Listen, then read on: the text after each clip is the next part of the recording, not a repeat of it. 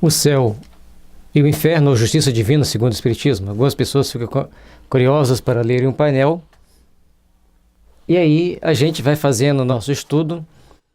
Qualquer que não tomar a sua cruz e vier após mim, não pode ser meu discípulo. Jesus, Lucas, capítulo 15, versículo 27. Refletindo sobre um versículo do Evangelho, para seguir Jesus e fugirmos do nosso inferno pessoal, nós temos, logicamente, que aprendermos a valorizar mais os valores transcendentes da vida, valorizar mais as nossas oportunidades de realizarmos pelo outro, de fazermos o melhor possível pelo outro e de procurarmos, então, integrarmos mais a sociedade. É muito comum as pessoas acharem que possam ter uma vida aqui na Terra desprovidas de certos compromissos, desprovidas de certas responsabilidades. Então, todos nós temos que trabalhar intimamente para nos fortalecer, para nos melhorarmos e principalmente para nos fazermos melhores. Então, refletindo sobre o céu e o inferno, esse aqui é um texto bastante conturbado, que o Kardec mesmo já deixa aqui para a gente entender o que a gente compreende, às vezes é uma coisa bem estranha. Então vamos fazer a leitura, algumas coisas a gente faz o comentário, outras a gente deixa. Nossa finalidade não é fazer uma crítica sobre ninguém, simplesmente esclarecer a doutrina espírita, esclarecer as ideias espíritas, esclarecer a filosofia espírita e mostrar por que a doutrina espírita trabalha de uma forma bem racional, tanto com o céu quanto com o inferno. O autor acompanha esse quadro das seguintes reflexões, cujo alcance procuraremos cada qual compreender. Então aqui ele vai estar explicando o item anterior, que é o item 12, para que a gente possa ter uma ideia daquilo que já é tão difícil da gente idealizar, como sendo aquele inferno, cheio de torturas, cheio de maldades e mais maldades, e os anjos assistindo aquilo passivelmente. A ressurreição dos corpos é um milagre, mas Deus faz ainda um segundo milagre, dando a esses corpos mortais, já uma vez usados pelas passageiras provas da vida, já uma vez aniquilados, a virtude de subsistirem, sem se dissolverem numa fornalha, onde se volatilizariam os próprios metais. Então, Deus vai fazer ressurgir os corpos e eles não se dissolveram em uma fornalha de tão alta temperatura que qualquer um, até mesmo os metais, seriam volatilizados, seriam vaporizados. Então, a gente precisa então de começar a compreender as necessidades que nós temos de nos fazermos melhores, que a gente vai ver lá na frente na explicação espírita do que é o inferno, do que é o céu, as condições conscienciológicas nossas. Então, cada um de nós tem que agir segundo aquilo que nós precisamos fazer para nos melhorar. E a doutrina espírita dá um roteiro para que a gente possa se melhorar. Que se diga, a alma é o seu próprio algoz, que Deus não a persegue e apenas a abandona, no estado infeliz por ela escolhido. Conquanto esse abandono eterno de um ser desgraçado e sofredor pareça incompatível com a bondade divina, vá. A alma então é o próprio algoz dela mesma. E Deus não a persegue, apenas abandona o infeliz lá pelos caminhos que ele fez, por ter escolhido determinados caminhos.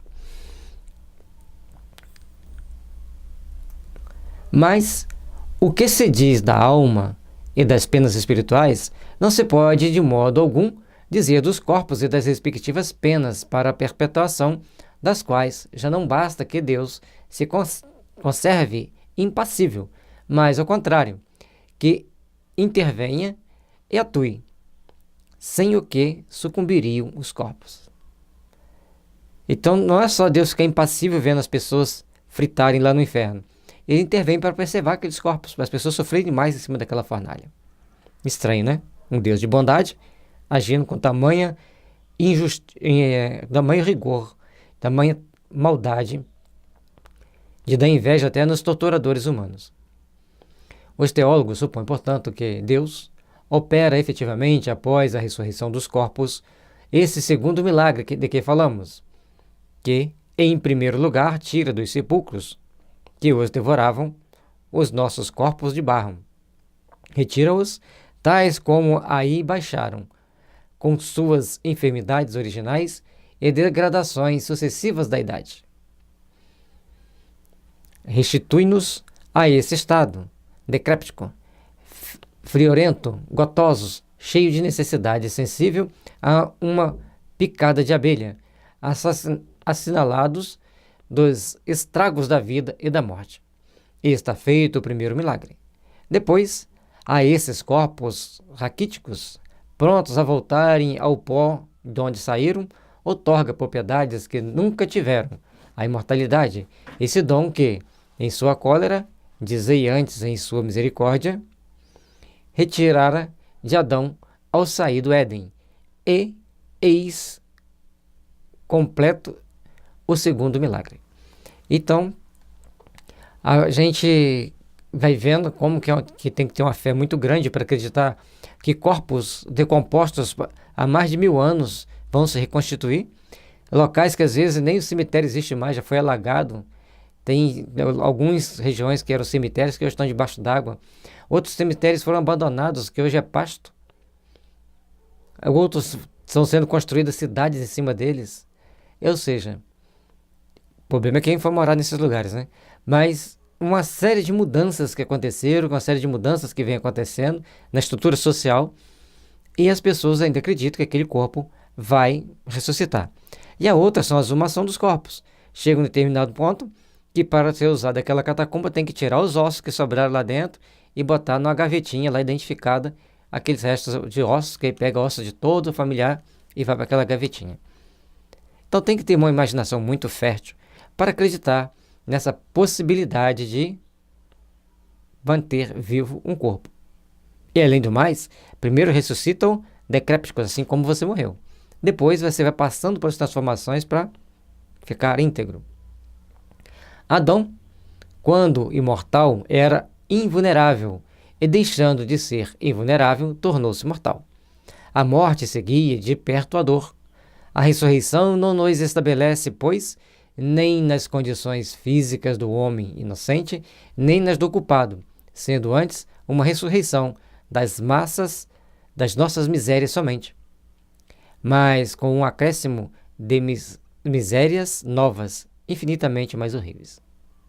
Aí já começa a misturar as coisas, mas é assim mesmo o texto, está misturando. Fala que vai ressuscitar, e aí agora vem falando dessa parte que vai sair com misérias mais horríveis. É, de alguma sorte, uma verdadeira criação, e a mais maliciosa que a imaginação tenha, porventura, ousado conceber.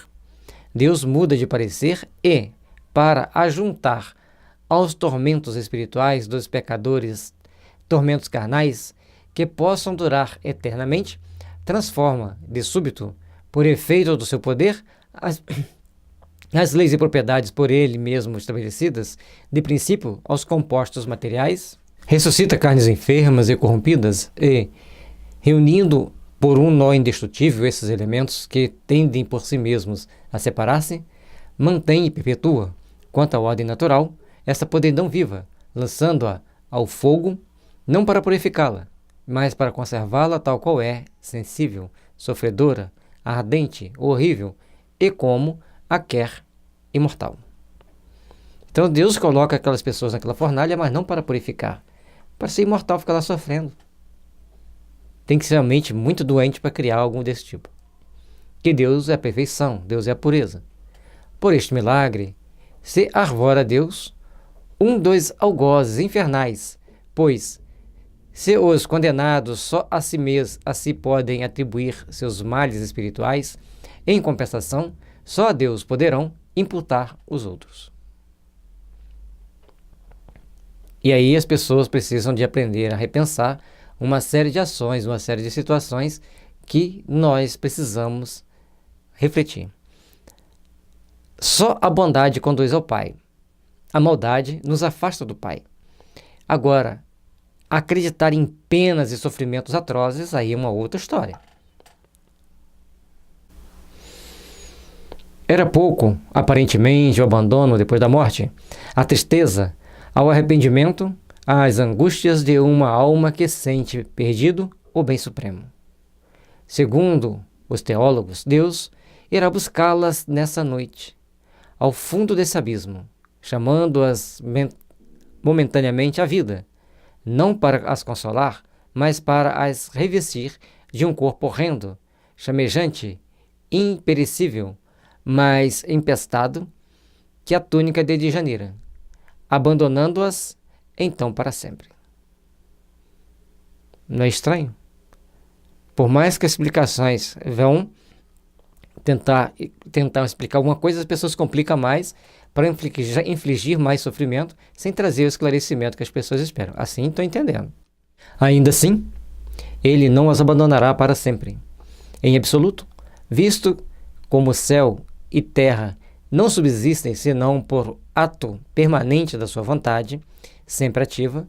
Deus deterá, portanto, sem cessar, esses condenados à mão, para impedir que o fogo se extinga em seus corpos, consumindo-os, e querendo que contribuam perenemente por seus perenes suplícios para edificação dos escolhidos. Então, se uns estão lá que mandam no inferno, aí tem a edificação dos escolhidos. Escolhidos, não é o que você conquistou, não.